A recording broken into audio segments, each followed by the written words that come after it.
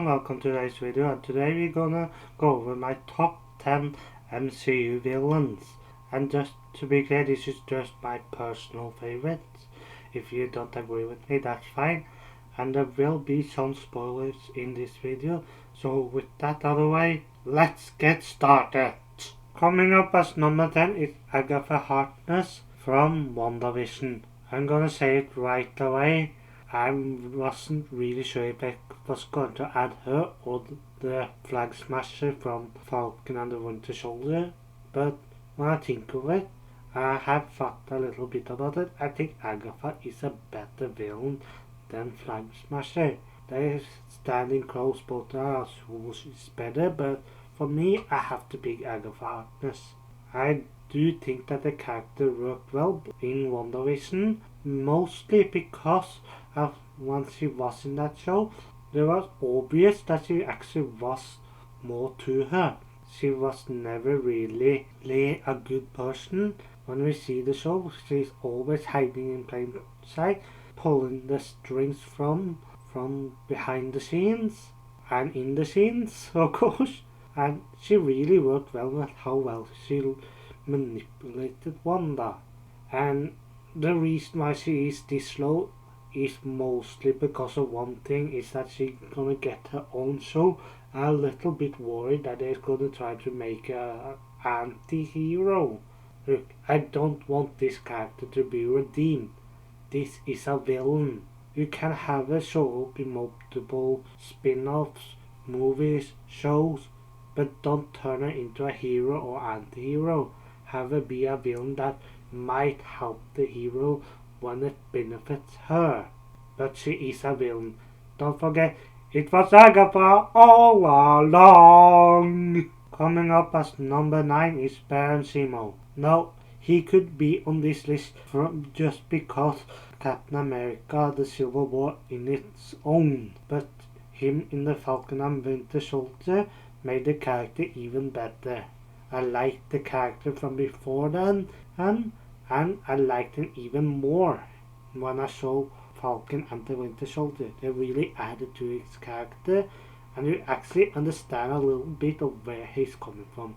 He sees Super Soldier as a threat, and he is justifying in thinking that way.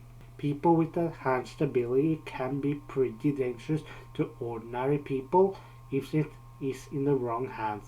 He understands that, and even though he has a little bit of a change of heart, he's still a villain. He isn't some anti-hero. He worked with Bucky and Falcon just because it benefited him, helping them, trying to stop other people that he doesn't like. All of that makes me like the character more. He's willing to work with the heroes, but he's not gonna turn over a new leaf. So all of that together has earned him a place as number 9. And don't forget that he is also the character that broke the Avengers in two by turning them all against each other. So that only adds to his intelligence and his capabilities. Coming up as number 8 is Mandarin from Shang-Chi and the Legend of the Ten Rings. Now, I'm gonna say it right away. The movie he was in, Shang-Chi and the Legend of the Ten Rings, is my favorite MCU movie and maybe one of my favorite movies of all time. So I'm gonna say it right away. He is awesome. He's a real badass, and you actually understand where he comes from. He isn't pure evil. He was a bit of a tyrant early in his life, but then he met a woman he fell in love with, and everything changed. He decided to put away the 10 rings and focus on raising a family. But then his wife was killed, and he fell back into villainy. And his main motivation throughout this movie is the fact that he wants to bring his wife back to life, and the voices that he hears is telling him that that is possible.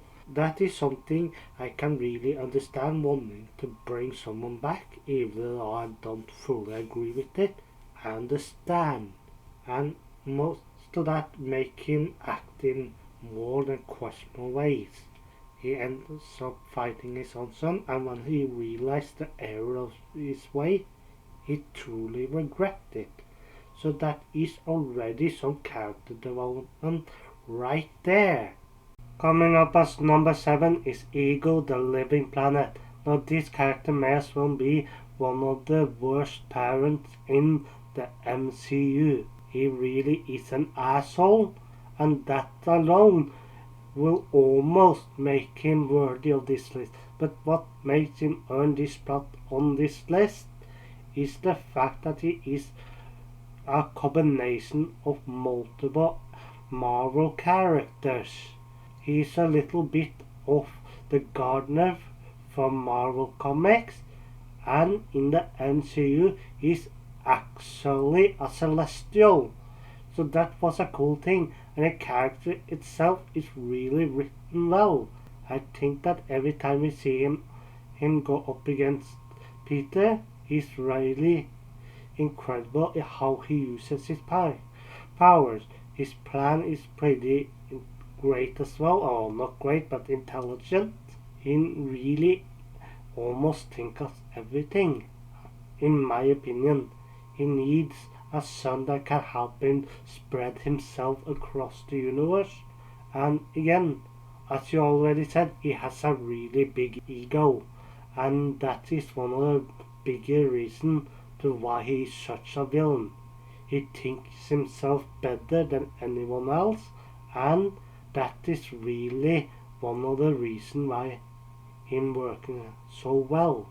He's not straight out Ego the Living Planet from Marvel Comics. He is a bit different from that version, and that makes this character work.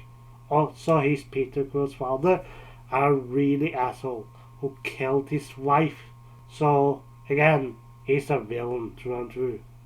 Coming up as number 6 is Namor the Submariner from Black Panther Wakanda Forever.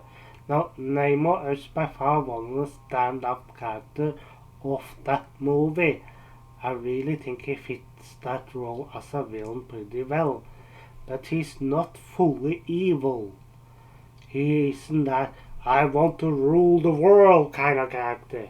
He's the type of leader that will do anything to protect his people, and that is one of the reasons why I like him so much.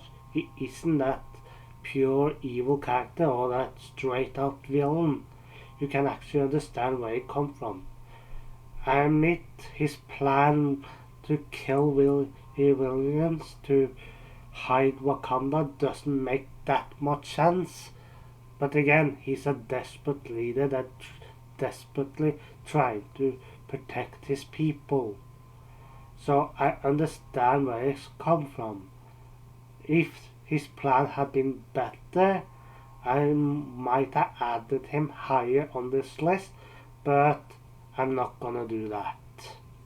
Now coming up as number 5 is Hela from Thor Ragnarok.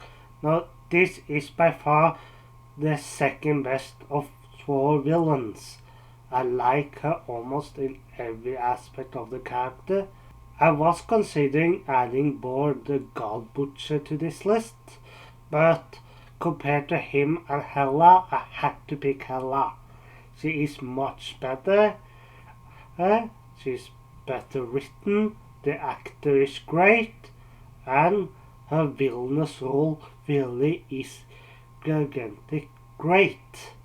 I think Hela should have been higher, but some of those other villains I'm going to talk about later, I feel like doing things much better. So, sorry Hela, but this is the best I can give you. Coming up as number 4 is Wanda Maximoff, aka the Scarlet Witch. Now some of you might ask why I added her to this list, but I gotta say it's her entire MCU storyline that is the reason why I added her to this list. She is a really great character. She starts out as a villain, then become a hero, then going into a grey area that is almost villainy, and then full-fledged villain in Doctor Strange and the Multiverse of Madness. And the thing is, you can understand where she comes from. She wants to be reunited with her children that she loves, but again, she's also really corrupted by the Darkhold. So those two in itself explain her fault of villainy. I don't consider it's completely her fault that she became a villain again. And again, she did redeem herself at the end of the movie. So I feel like that's a really great run right there. We know she will return in the future at some point, but throughout what we are seeing now, I couldn't help but to add her this high on the list. She's a loving mother, she loved her brother, and when she loses all of it, she goes a bit mad. But then again, I think lots of people would. Coming up as number 3 is Eric Killmonger from Black Panther. Now, this is a character really well done. I like the character and I like the actor. I feel like Marvel Studios did an excellent job with this one. I like the fact that he is a revolutionary. I think that is a great thing that he is related to the hero and a bit of an image to the hero. So I feel like all of that makes me like the character more, and he has a sympathetic backstory, so that only helped with me to like him. And seeing him in Wakanda Forever was like, mwah! I'm not gonna talk much about him because those of you who have seen Black Panther knows what I'm talking about.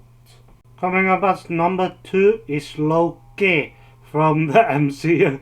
Now, Loki has been a part of lots of movies. He's throughout the MCU. He's been in all the 3-4 movies. He has been in the Avenger movie. So Loki has been in a lot. He has been in 5 movies and a TV show, but that TV show isn't exactly directly this version of Loki, but you know. But the thing is that Loki in Phase 1, if that was his only appearance, would still have been a great character. And throughout the MCU, the more we learn about him, the more we like him. He has been a bit of a sympathetic character. He wants the approval of his father that many people actually want, approval of the parents, and he doesn't straight out hate for in the end.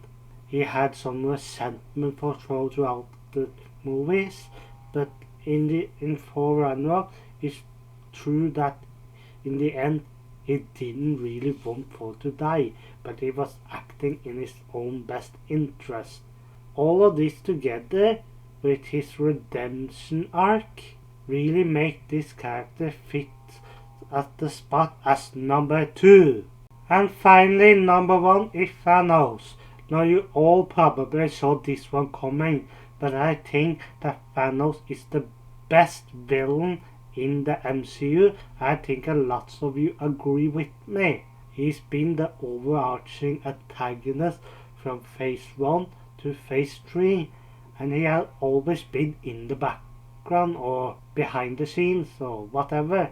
He's always been after the Infinity Stones. That has been his main goal.